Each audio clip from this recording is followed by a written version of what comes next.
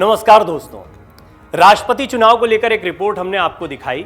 उस रिपोर्ट में हमने उन चेहरों को सामने रखा था जो राष्ट्रपति पद की दौड़ में सबसे आगे दिखाई पड़ रहे हैं। इनमें केरल के राज्यपाल आरिफ मोहम्मद खान का चेहरा है, उपराष्ट्रपति वेंकैया नायडू का चेहरा है और सरप्राइजिंगली मायावती भी इस दौड़ में शामिल हैं। ये सब वो बड़े बड़े चेहरे हैं जिन पर बड़ा दांव लग सकता है, क्योंकि ये महत्वपूर्ण चेहरे इस रेस के लिए दिखाई पड़ रहे हैं।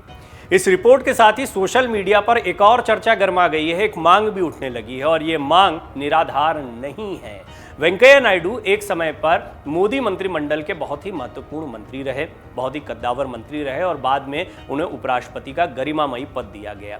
ऐसे में मोदी मंत्रिमंडल का एक और बड़ा चेहरा है जिसको एक बड़ा गरिमामयी पद देने पर विचार हो सकता है।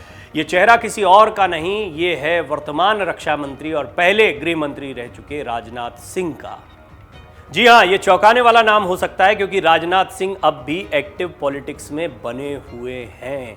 राजनाथ सिंह बहुत महत्वपूर्ण कद रखते हैं, बहुत महत्वपूर्ण पद रखते हैं और बीजेपी को सींचने में, बड़ा करने में उनका महत्वपूर्ण योगदान भी रहा है।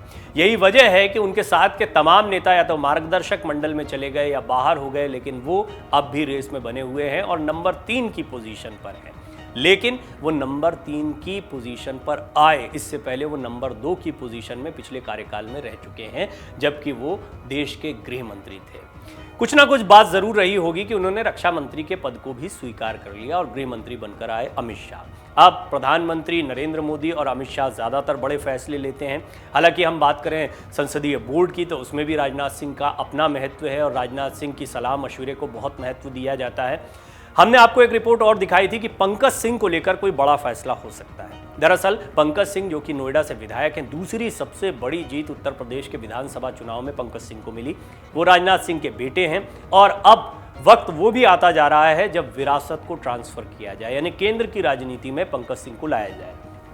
एक बड़ा सवाल खड़ा हो रहा था कि क्या 2024 में पंकज सिंह लोकसभा चुनाव लड़ सकते हैं। इसकी मांग सोशल मीडिया पर उठ रही है, उनके समर्थक इस बात को पुरजोर तरीके से उठा रहे हैं और ये निराधार भी नहीं लगता है, क्योंकि बड़ी जीत और बड़े जना 2 बार वो जीत चुके हैं नोएडा से। बहुत मुमकिन है गौतम बुद्ध नगर से या किसी अन्य सीट से जो महत्व की सीट हो, वहाँ से पंकज सिंह को 2024 में चुनाव लड़ा दिया जाए, लेकिन ये दूर की कौड़ी है। लेकिन फिर भी राजनाथ सिंह अगले कार्यकाल में अगर मोदी आते हैं तो पहले तो 2024 की जमकर तैयारियां चल रही हैं। बीजेपी को बहुत ही अपेक्षाएं भी हैं और साथ ही साथ में कॉन्फिडेंस भी है कि आने वाले चुनाव में भी वो अपने पिछले प्रदर्शन को दोहरा पाएंगे और इसकी बहुत बड़ी वजह है उत्तर प्रदेश में उनका विधानसभा चुनाव के दौरान किया गया प्रदर्शन। हालांकि पिछले चुनाव के मुकाबले इस बार सीटें कुछ कम हुई हैं, इसके बावजूद ये कहना गलत नहीं होगा कि उत्तर प्रदेश में बीजेपी ने अपनी ज़मीन को बचा कर रखा है। लोकसभा चुनाव में बहुत ज़्यादा समय नहीं है। अगर ऐसे में एक बार फिर सरकार आती है तो क्या डिमोट होंगे राजनाथ सिंह? राजनाथ सिंह किस पद को स्वीकार करेंगे? और हमने देखा है कि पिछली बार जो राज्य मंत्री थे या छोटे मंत्रिमंडल में थे या छोटी जिम्मेदारियों के साथ थे, उनको प्रमोशन मिलता है। लेकिन राजनाथ सिंह एक ऐसा चेहरा रहे हैं जो पहले बड़े पद पर रहे और उसके बाद में रक्षा मंत्रालय, हालांकि दोनों ही मंत्रालय बहुत महत्व के, रक्षा मंत्रालय भी उतना ही महत्व का माना जाता है, लेकिन फिर भी जो परंपरागत तरीके से हम जानते हैं, प्रधानमंत्री के बाद गृह मंत्री का पद आता है, रक्षा मंत्री, विदेश मंत्री, वित्त मंत्री सभी महत्वपूर्ण होते हैं।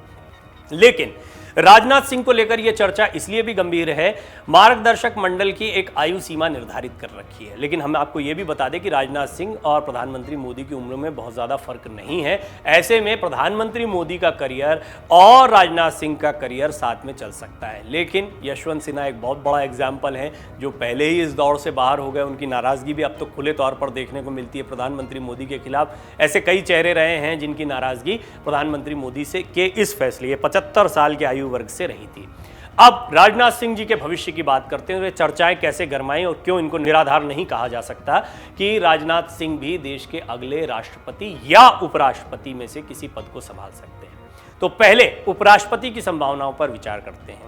यदि वेंकैया नायडू को देश का राष्ट्रपति बनाया जाता है, क्योंकि हमने आपको पहले ही बताया कि राष्ट्रपति पद की दौड़ में मुस्लिम चेहरा आरिफ मोहम्मद खान हैं, दलित चेहरा मायावती हैं, तो पार्टी के अगर कद्दावर नेता की बात की जाए और दक्षिण की राजनीति को फोकस किया जाए तो वेंकैया नायडू भी इस दौड़ में हैं। हालांकि उनकी अस्वस्थता और उम्र एक बहुत ही बड़ी बाधा बनती है, लेकिन जिस तरह से वो राज्यसभा में एक्टिव रहे हैं, जिस तरह से उपराष्ट्रपति के पद पर उन्होंने एक्टिवली काम किया, इससे लगता है कि ये संभावनाएं भी निराधार नहीं है कि उनको देश का राष्ट्रपति बना दिया जाए, और इस तरह की चर्चाएं सोशल मीडिया पर गर्म भी है। अगर ऐसा होता है तो उपराष्ट्रपति का महत्वपूर्ण पद किसको दिया जाएगा? एक ऐसे अनुभवी इंसान को जो राज्यसभा को संचालित कर सके, एक ऐसे इंसान को जिसे राजनीति की गहरी समझ हो, एक ऐसे इंसान को जब बीजेपी के अब राज्यसभा सांसद भी बढ़ जाएंगे, राज्यसभा में बीजेपी की ताकत भी बढ़ेगी, तो ऐसे में इन सारी चीज़ों का फायदा लेने के लिए, इन सारी चीज़ों को मैनेज करने के लिए कोई बड़ा चेहरा चाहिए। कोई ना कोई मोदी मंत्रिमंडल का बड़ा चेहरा उपराष्ट्रपति के पद पर आपको बैठा मिलेगा, क्योंकि राष्ट्रपति चुनाव के साथ ही फिर उपराष्ट्रपति के चुनाव भी होने हैं और उसमें भी किसी को बड़ी जिम्मेदारी दी जा सकती है। तो क्या राजनाथ सिंह वो चेहरा हो सकते हैं? और वो बड़े मुफीद भी बैठते हैं। हमने पहले ही कहा है जो भी चेहरा होगा उत्तर प्रदेश से होगा, तो उत्तर प्रदेश की गहरी जड़ें रही हैं। राजनाथ सिंह की राजनीति जो है वो पूरी उत्तर प्रदेश की रही है। राजनाथ सिंह मुख्यमंत्री रह चुके हैं उत्तर प्रदेश के, तो उत्तर प्रदेश का चेहरा तो है ही, साथ ही साथ राजनीति की गहरी समझ रखते हैं, लंबा अनुभव रखते हैं।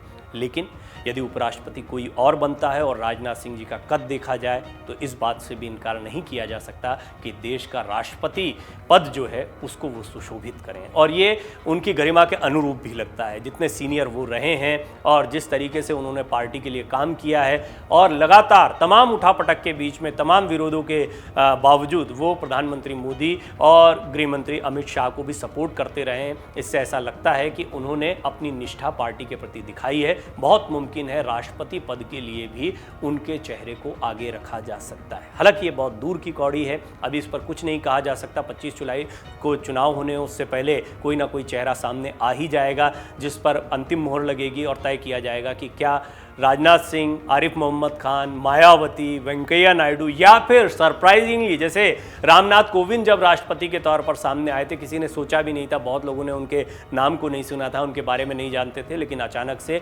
उनको राष्ट्रपति पद पर सुशोभित किया गया। एक बढ़िया डिसीजन था, क्योंकि बहुत अच्छे राष्ट्रपति वो अभी तक साबित हुए हैं, बहुत अच्छा कार्यकाल उनका रहा है। तो प्रधानमंत्री मोदी ऐसे किसी सरप्राइजिंग चेहरे को लेकर आ जाएं तो भी बहुत आश्चर्य नहीं होगा। लेकिन हाँ, राजनाथ सिंह भी इस दौड़ में शामिल हैं, इस बात से इनकार नहीं किया जा सकता। नमस्कार। डाउनलोड करें अमर उजाला ऐप और पाएं खबरें लगातार। अगर आप ये वीडियो YouTube पर देख रहे हैं तो हमारे चैनल को सब्सक्राइब करें और बेल आइकन को दबाना ना भूलें। अगर आप Facebook पर ये वीडियो देख रहे हैं तो हमारे पेज को लाइक करें।